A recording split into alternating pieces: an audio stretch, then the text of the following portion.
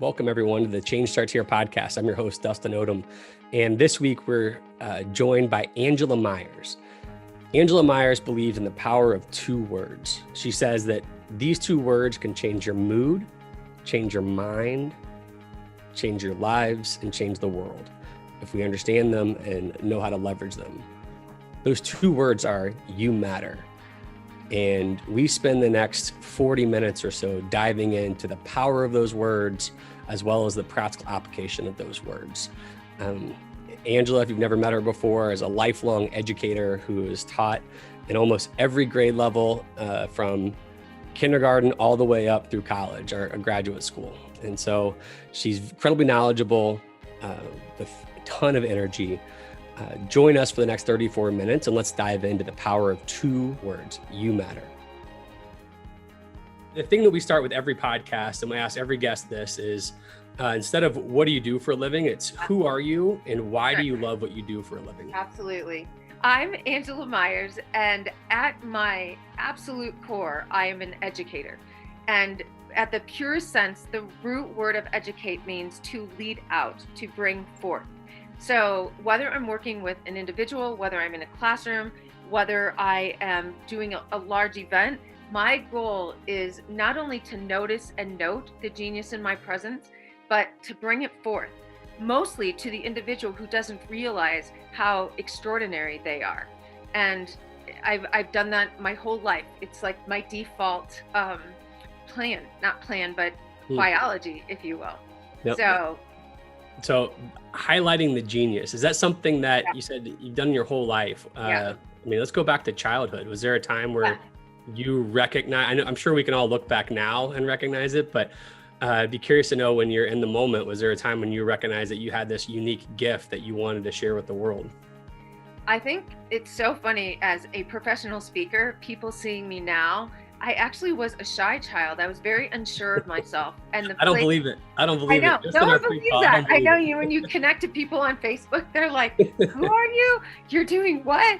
But I think when I really started I think everybody at some point has struggled with their identity. So I position self-esteem and self-worth in very different buckets.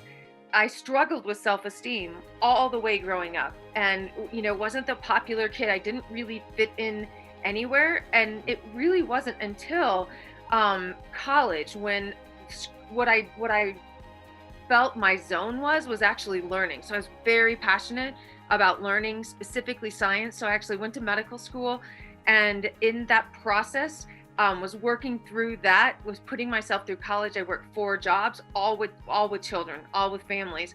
And that is where my soul became on fire. And I knew, like there's nothing else that I thought of. And so I was so grateful to have a professor in my life sit me down and say, talk to me about your future as a doctor. And I'm like, yeah, nothing. I got nothing for you. I have no passion at all for the learning. I want to know everything I can. But it didn't light me on fire. I never had a vision for it. It just was, I was following that plan. Well, if you're good at science, you're good at math, then, you can do this or you can do this. It was just one of those things. And he's like, well, we're going to fix that. You're going to be a horrible doctor. You must be a teacher. And from that moment, I never looked back. 33 years later, like, it doesn't matter what position I'm in, what role. I've taught every grade from preschool to graduate school. The same tenets, the same structures, the same values, the same me showed up all the time. The content might have shifted, but my mission as an educator never ever shifted.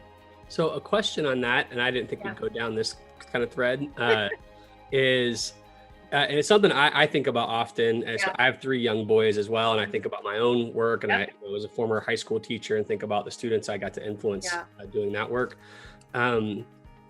What is it that educators can do, pre-K 12, to help students start going down that path earlier? Because I know so many stories in the schools that I taught in. Every kid wanted to be a doctor, or they wanted to be a lawyer, or there was like 2 or 3 buckets. That was it. Maybe a teacher.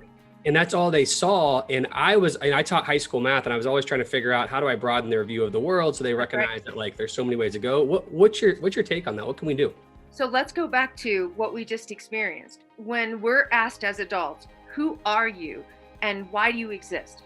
It's like, even I went into a long story. I mean, I'm an educator, period. That is why I exist. I wake up every day and think about, how am I going to change lives and change the world? When people ask me, like, what do I do? And I say that, they're like, oh, that's so cute. That's just so sweet. I'm like, no, I'm dead serious. That is what my job is. As educators, we change lives and change the world. But when we ask a normal individual just walking around, like, what is it? Who are you and why do you exist? They default to what their job is. Our identities are around our job. If you think about 5-year-olds, and I'm getting to the answer to your question. That's great. If you think about 5-year-olds, they are 1000% confident and convicted about who they are. They know who they are, why they exist, and they can label it. And when you look ahead at people who, what you would say, lived in their element, as Ken Robinson said, the intersection of their passion and their purpose, and stayed on that path, they always speak to knowing that at a very young age. So when a child tells you, I'm a dancer, I am Nick and I'm an artist, or I am Dustin and I am a teacher. This isn't some frivolous, like, oh, you know what, and there's still that thing of like, well, an astronaut looks, fun to do. But at your core, very young, you know what you were meant to be. Mm-hmm. And then they get to school and they're educated on someone else's vision of who they should be and who they could be. And your voice gets drowned out in that. Your voice on, well, I think this, and well, maybe this, and I have an affinity to this, and I really love, oh, that's nice, but this is what you need to do. But this is what, and it's not intentional. It's, well, sometimes it's overt, but sometimes, but many times it's just the system, because the system isn't set up for individuality to shine. Individuality causes problems for education. So what we can do is, as parents, as teachers, instead of thinking so much about who your child is going to be, take a look at who they are now and listen to them. Notice them. Note what it is they get lost in time in, what it is that they repeat and ruminate on, what it is that lights them up, that you have to pull them away. Because that's what passion is. Passion isn't what you're good at doing.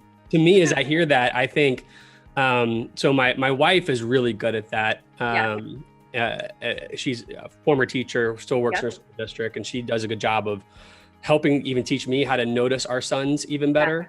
Yeah. But one thing I notice is my oldest son really wants to please me, right? And I try hard to let him know that like him just being pleases me. Right. However, he knows that, I had tried to play college basketball and had dreams of being a big athlete. And so it felt for a while, he just was trying to play basketball because of me. And I've been trying hard to break that down because I really don't care what he does with his life and what he likes. And so what's some advice that you have for teachers or even parents to kind of, we want them to look up to us. So that's good, but I don't want them to have to feel like they have to be me or be my wife. I know.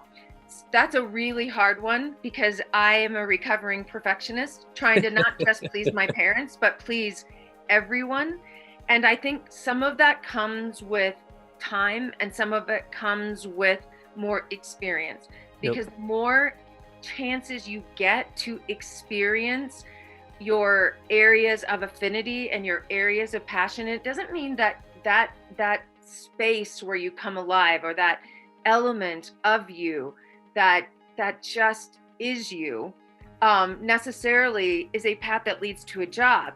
But your ability to grow your capacities in that time, your ability to grow your resilience and your strength, like the root word of passion is to suffer, to endure. So when you look at where it breaks off between what I am doing for somebody else, what I like to do, what I'm good at doing, and what I must do, it breaks off when it gets hard.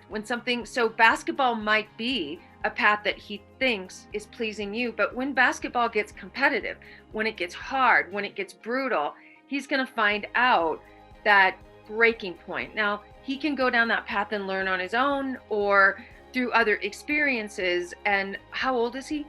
He's 7. Yeah. So 7's early. So Exactly. There's a lot of other experiences ahead that he might find something like, I don't know what it is, like maybe it's baseball or golf or something else that it just becomes hooked on and immersed in. And all of a sudden, basketball, like basketball, what is basketball? And that there's a natural progression in that. But I think exposure is a huge part of that. Exposure, and not trying to deter them, because kids think they know what they know, but not trying to deter him never to go in your path, but let him try your path and let him see where that goes. And I think one of the things that people don't recognize is the pain part of doing something that you must do.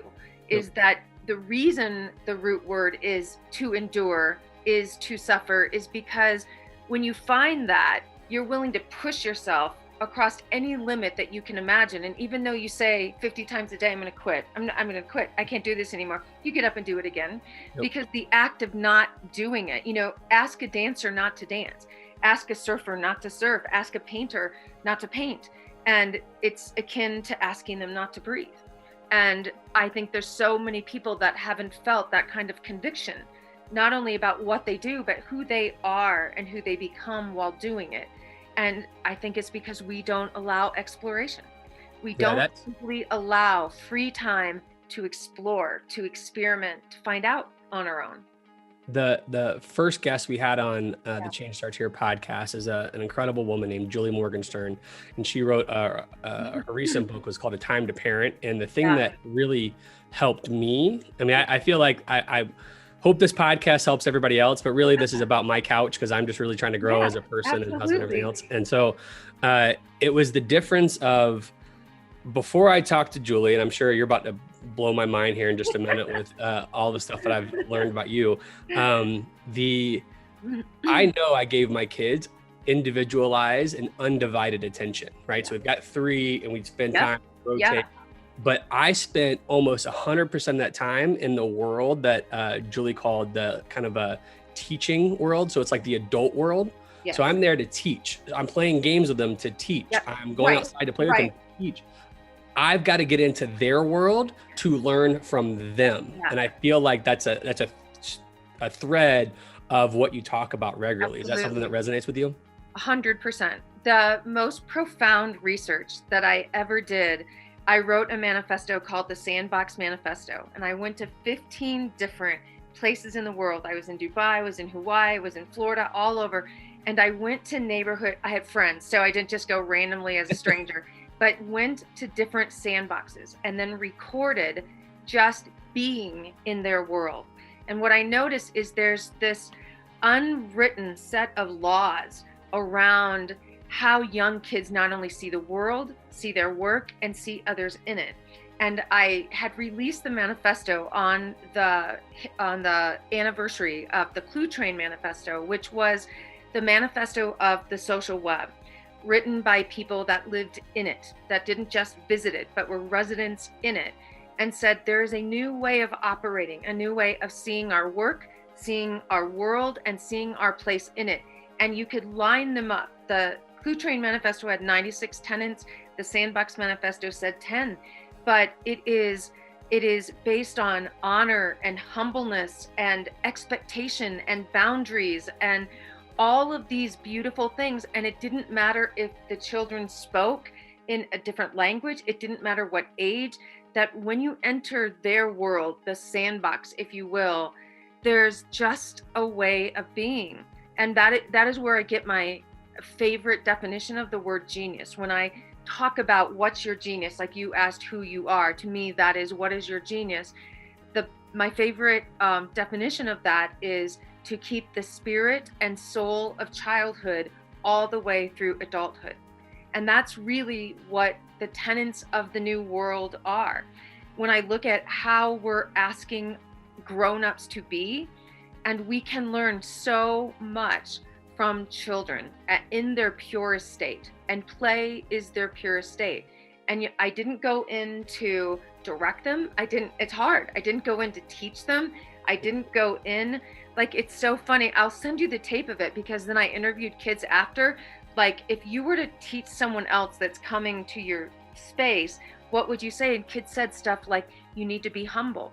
You need to share the toys. You need to come and not stay in just your space. Like, you could see kids pulling each other out of isolation into collaboration.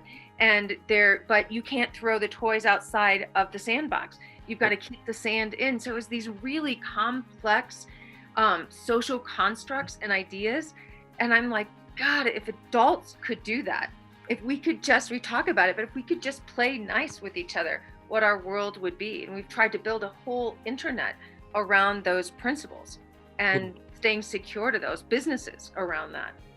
So before I went down about 5 different rabbit holes, and I apologize, you were telling me how you got to a teacher when a professor said, do not be a doctor, go be a teacher. And for this question, I want to lead it into something that you also touched on. So I'd like for our audience to know, your teaching experience, because it's vast, right? Yeah, so absolutely. Who we're talking to, but then also the plane I'd want you to land is, you kind of hinted at earlier with the challenge of education. What's a troubling trend or two that you're noticing in education that we have to go after right now? Absolutely.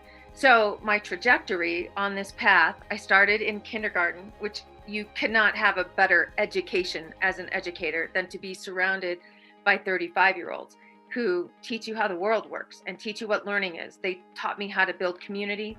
They taught me about how to grow individuality in the space and presence of other people. They taught me about show and tell and what the real purpose of show and tell is. It's not rushing and showing off what's in your backpack. It's understanding that contribution is a fundamental human need, a human driver. And it helps us remind each other that we matter and that we're needed by each other. So I started at kindergarten, and then we had this thing called looping. I don't know what it's called, but you got kindergarten and first grade, and then you got the same group in first grade. So I did that for like that loop for 4 years, pre-K, kindergarten, first grade. So some kids I had for 3 years, families, it was incredible. And then I taught every grade level up to high school, and then skipped high school and then went to university, and then went back as a consultant, trainer, coach, and then worked with every grade level, high school kids, all the way. What were you teaching at university? What was your focus there? So I had so I was at the university for 12 years, and I had the best position literally ever. I think they invented it. So our school was the highest poverty school in the state of Iowa, and people don't think of poverty when they come to Iowa, but it was 100% free and reduced lunch, 135% mobility, and 35 to 40% of our families were incarcerated or homeless.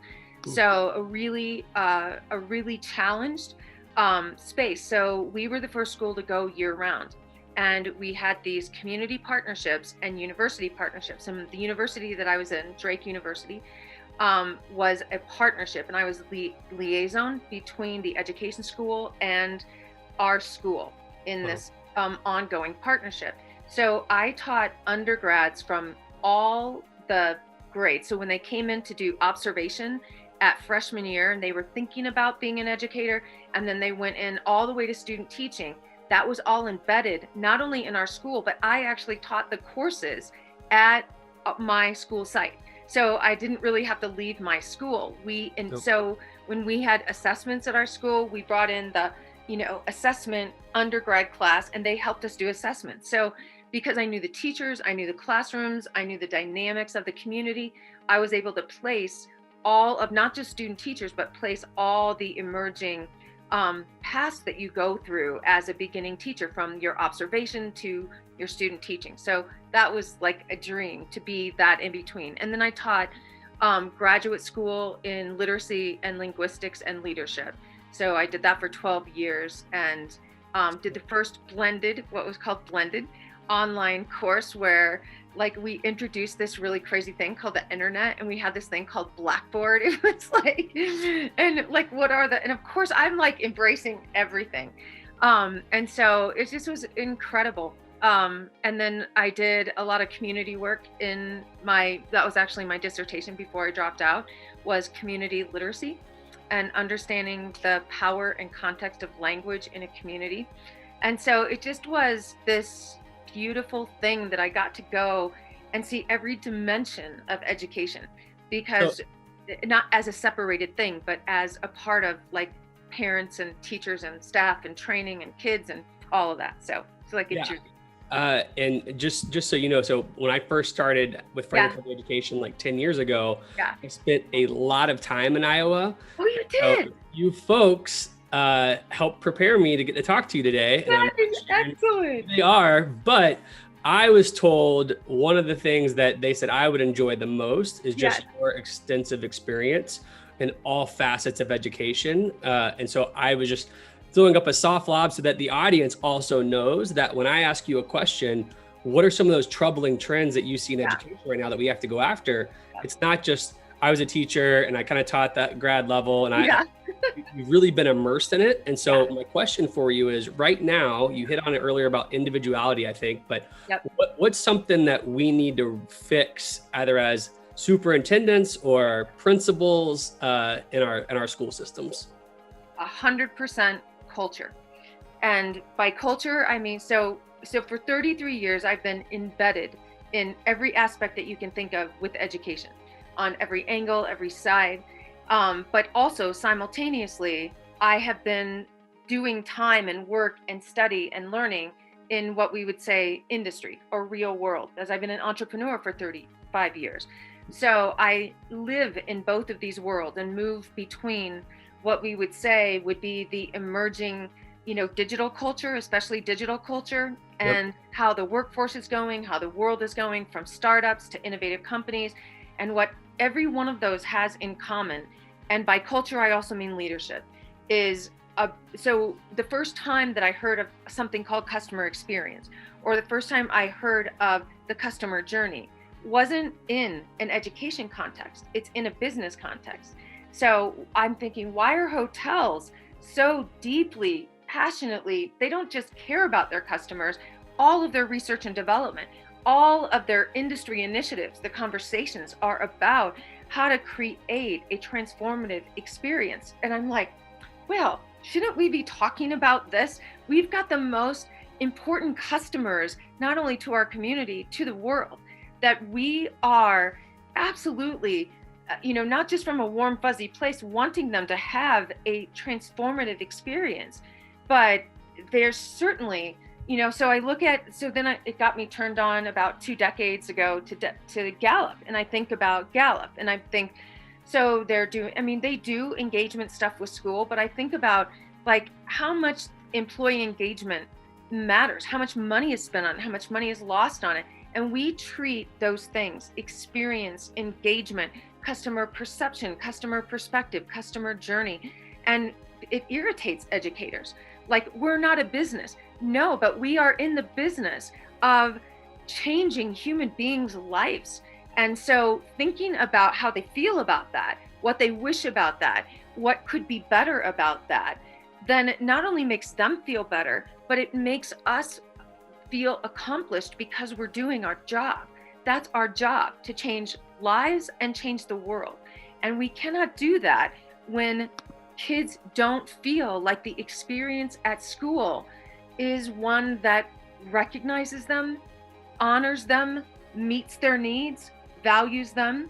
And this is not just speculation. So when I looked at like the deep work in customer engagement, customer experience, I worked with South by Southwest. I think this was 8 years ago. We did this large mass scale study of 500,000 students. We hit every kid K through 12 in as many demographics as possible. And we asked them one question: what would make you run to school?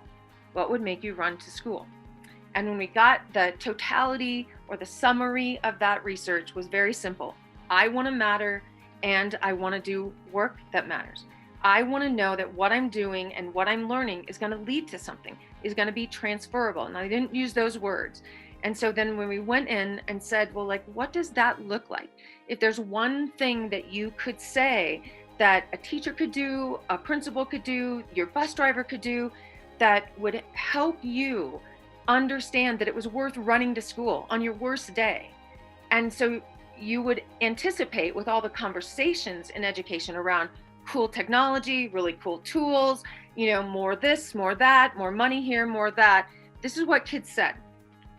If somebody smiled at me, if someone said my name, if someone noticed that I did something different, like something concrete, like I got bangs today and I had dark hair yesterday and I colored it blonde, I'm wearing glasses and I normally don't do that. If somebody celebrated something about me personally, they recognized that I had a birthday or recognized that, I did something in the game. If someone asked me something about myself, even in the hallway conversations, over and over again, in middle school and high school, especially with young men, say my name. And I started thinking like, oh my gosh, what are you talking about? Because I started my career with 5-year-olds. So if you didn't notice a 5-year-old, if you didn't say their name, if you didn't recognize something unique about them and pause for a moment before you jumped into your content. So this was just a whole new life-changing body of research for me that helped me understand that when you tell a human being you matter, that those words carry life-changing weight, and that you have a responsibility to fulfill that essential need. And we have to do that at a systems culture level, not on a warm, fuzzy celebration day on Mondays or Fridays or once a month.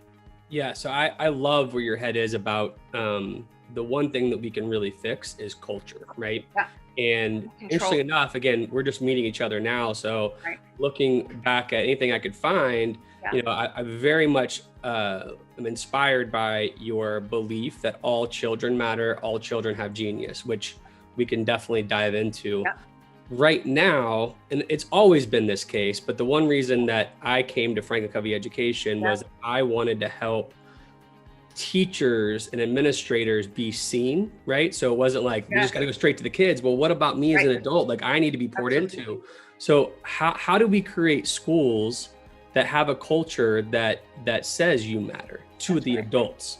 Yeah, and going back, even though initially my research was with kids, when you replaced that question and you looked at employees or grown-ups, and we asked the same question to the largest employee engagement network online, 27,000 industries, and we asked what would make you run to work. This was a life-changing moment in that body of research, and you put those two things face to face, they were the same things.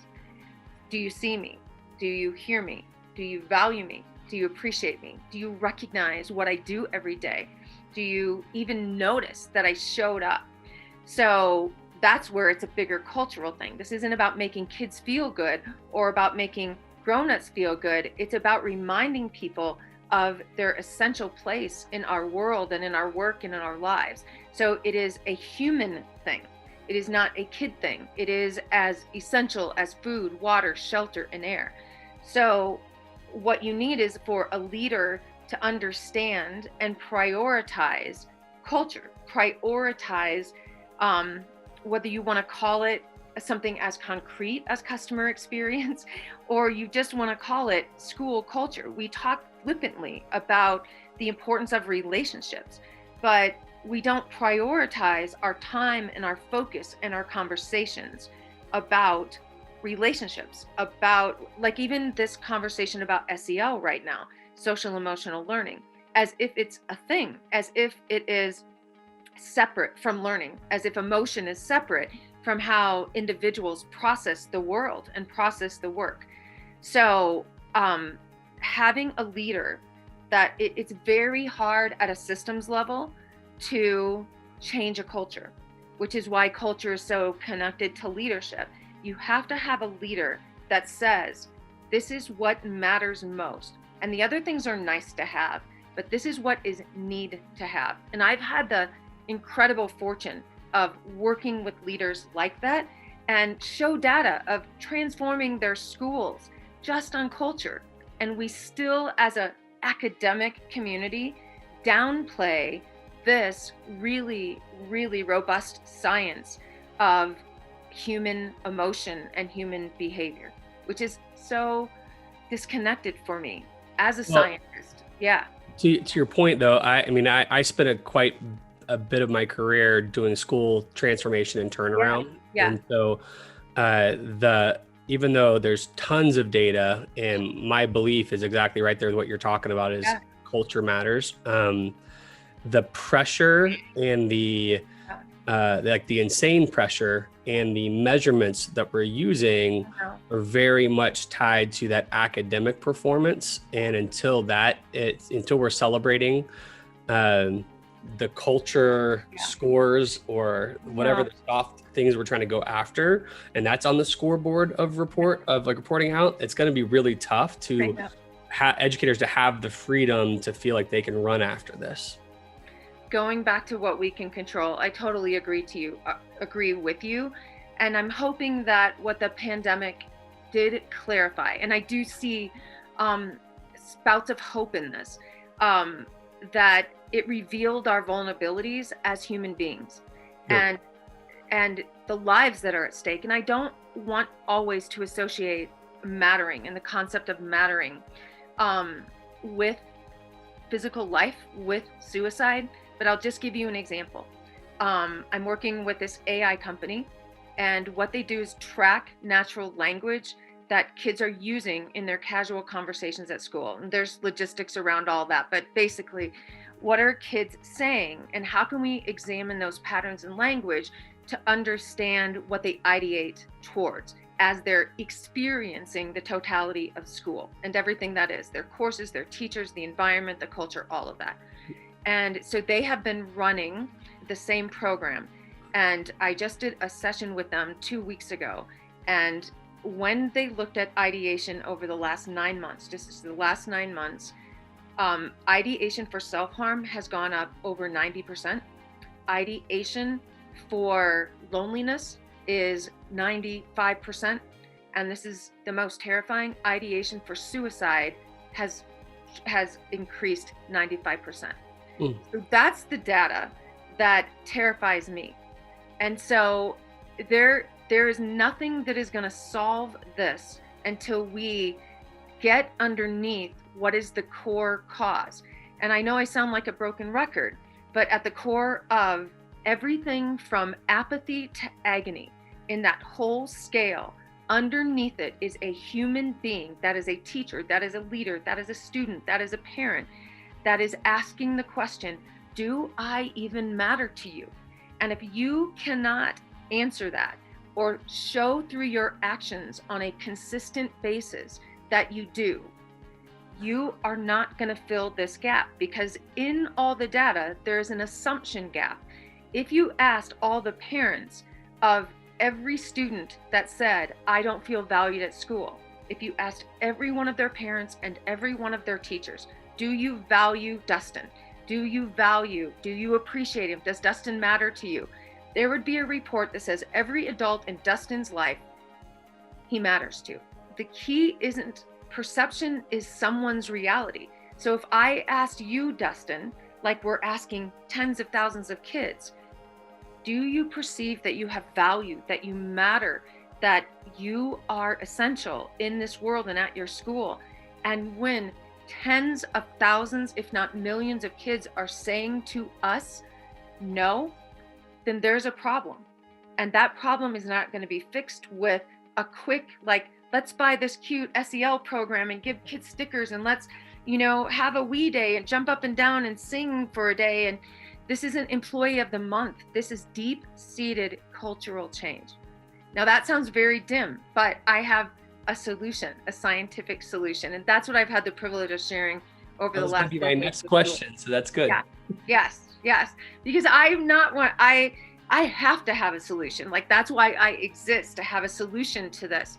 So based on neuroscience, which is actually, so I didn't leave science altogether. My background is neuroscience and linguistics. So based on the combination of those two things, and Dan and Chip Heath wrote an incredible book about this called Peak Moments, game-changing book. But they're not the only scientists. I mean, this has been around. Malcolm Gladwell talked about this in Blink. But what we understand about experience and the way your brain processes any learning, any experience, whether you're at a hotel, whether you're going to Disney World or you're in math class, is that not every moment is weighted equally. So you enter an experience, it could be math class from 8 to 8:50, or it could be Disney World from 8 a.m. to 8:50 p.m. And it is what are the peak moments, or what scientists call primacy and recency. It is the first 2 to 20 seconds of that interaction and the last 2 to 20 seconds of that interaction that seals the totality of the emotion you will associate with that experience. So if I said, Dustin, how was math class? You might say, well, it sucked. Can you tell me why? Nope, it just sucked. Dustin, tell me about Disney World. It was amazing. It was magical. Can you tell me why? No, because your brain can't get to it. So if we just looked at the first interactions of the day, and so part of one of the research studies we did with language, after we got the feedback that kids didn't hear their name, that they didn't get a greeting, how important greetings were in the way that the tone, the intention, the eye contact, the smile, greetings mattered. And so we followed kids and took the customer journey, and we followed middle school kids because that's where a lot of the breakdown is. And they could literally go all day without any human recognition. Like if you think about, you go to math class, good morning, boys and girls, welcome to math. Go 50 minutes, good morning, boys and girls, in science class today, get out your book. Good morning, boys and girls. It's not intentional, it's the way the system is set up. So if we could focus on how we meet kids and how we leave them, we could change everything. How we meet kids at the beginning of the day. So think about kindergarten. Where did I meet my kids? Outside my classroom door, with my arms open wide, with every kid getting a smile, a hug, and their name said. Not because I had some scientific knowledge 33 years ago, but because 5-year-olds demanded it. They would not allow me to go forward unless I validated them. I noticed them, I recognized them, I said their name. And then how do we leave each other? So if we just think about shifting in our classrooms, in our staff meetings, in our school, in our opening, the way that we meet kids and the way that we greet them, it would change everything. And then the bonus, so I call this framework 252. The bonus is I pick 5 human beings in the day. This is what you were talking about, Dustin. And I devote 1 minute to each of them. And I just am present to be witness to who they are, and then tell them something about what I noticed. It doesn't have to be fancy, but just acknowledge who they are right now, what you notice, what you appreciate, what you value, what made you smile. And even if you did 5 people a week, it makes you accountable to be present with people. And that is what people need most. They don't expect perfection. They want presence. They want to know that you're not distracted in the interactions with them. So you can take that framework and you can turn it to Disney World. You can make it at a hotel. You can put it at a restaurant. You can put it at anywhere that you say, that experience is amazing. I love that store. I love that brand. I love that place. And it comes down to that same science. You felt seen, you felt heard, you felt valued, you felt noticed, and you felt like you would be missed if you didn't come back. Yeah, I think that's awesome advice. And I think the power of having and creating schools that have this culture where kids believe the school needs them more than they need school is something that's incredibly powerful. Yeah. I'm thinking right now, just personally, so that's really helpful for, I think, about the culture.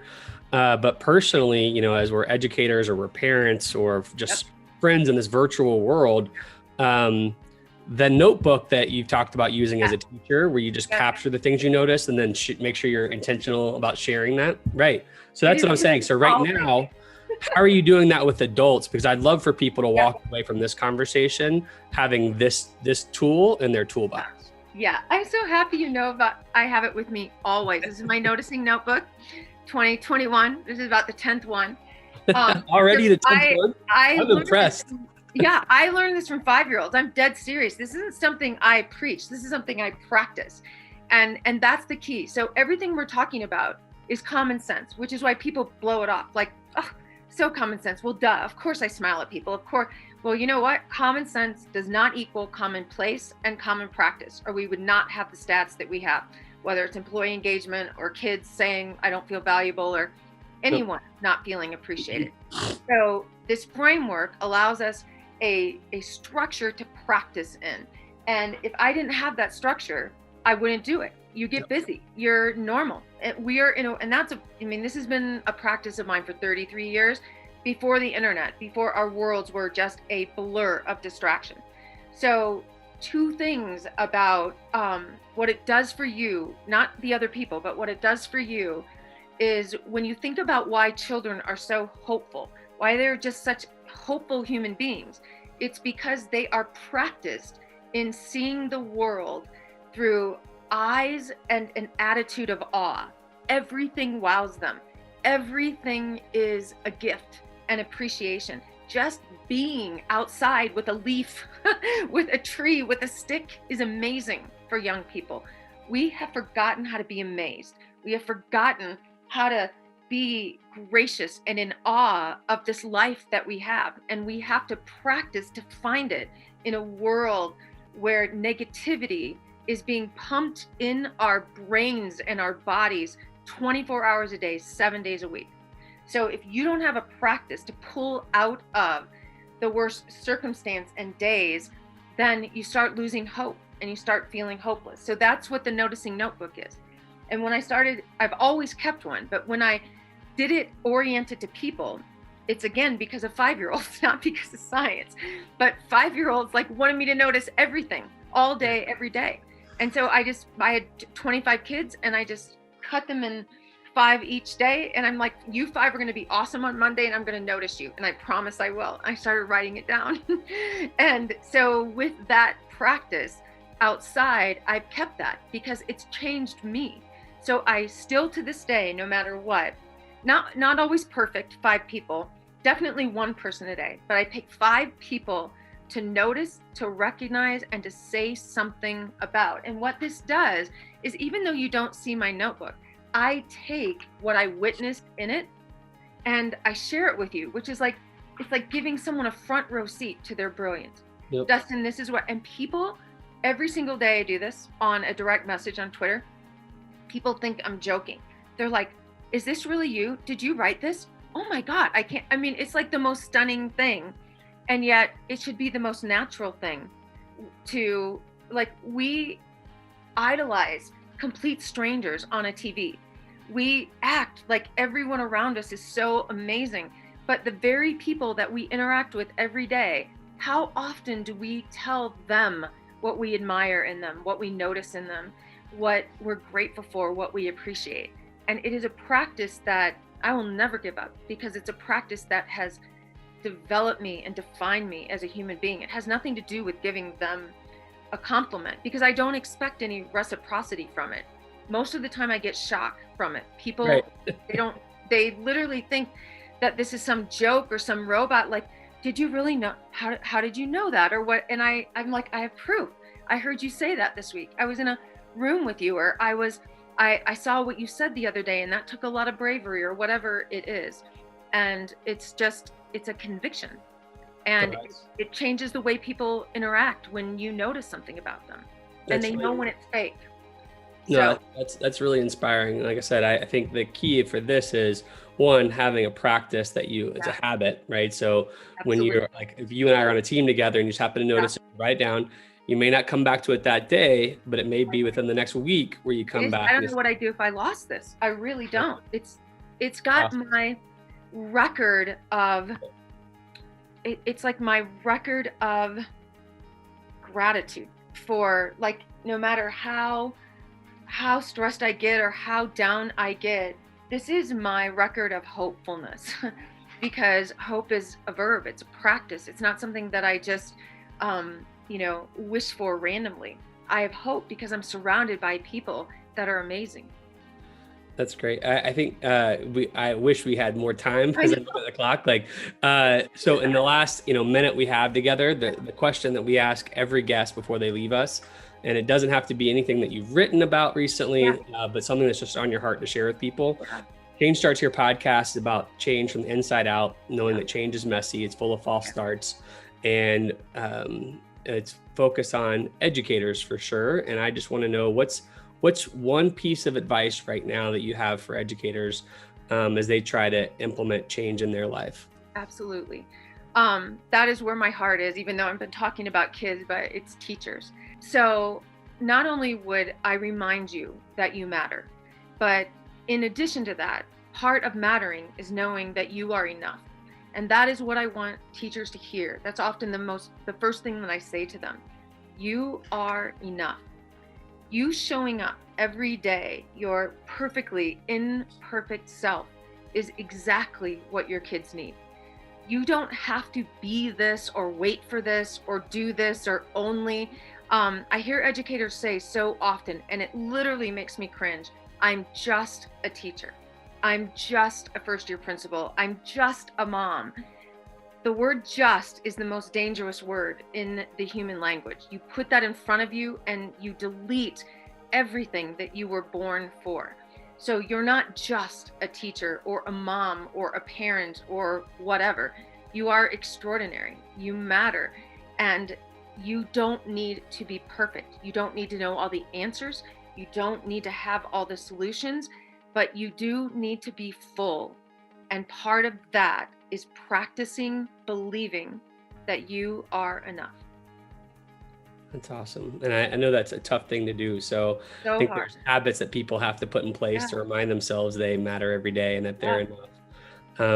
This was incredibly refreshing. I think for me, I'm taking away some tips for how to be a better parent, but also how to your point, I believe I notice lots of people and things, but since I don't have a system to capture it and to really recognize it and to go back and to share people, let people know that they matter, that insight alone is, I think, life-changing for me and so many people around me. So thank you for all you do. Thank you for your sincere passion for changing lives and making sure that everyone that impacts you or is around you knows that they matter. I think it's just catching fire. So hopefully we get a chance to talk again soon. I appreciate it. I can't wait. I'm super honored. And Dustin, if you haven't heard it today, you matter. Thank you for what you do. I'm so honored to be a part of this conversation. Someone who has influenced my life and my learning for decades. Just keep up the good work and know that you are changing lives and changing the world. Well, thanks, Angela. I appreciate you so much. Please support us by subscribing to our YouTube channel, podcast on Apple or Spotify, and help us celebrate the beautiful, messy work of shaping human potential.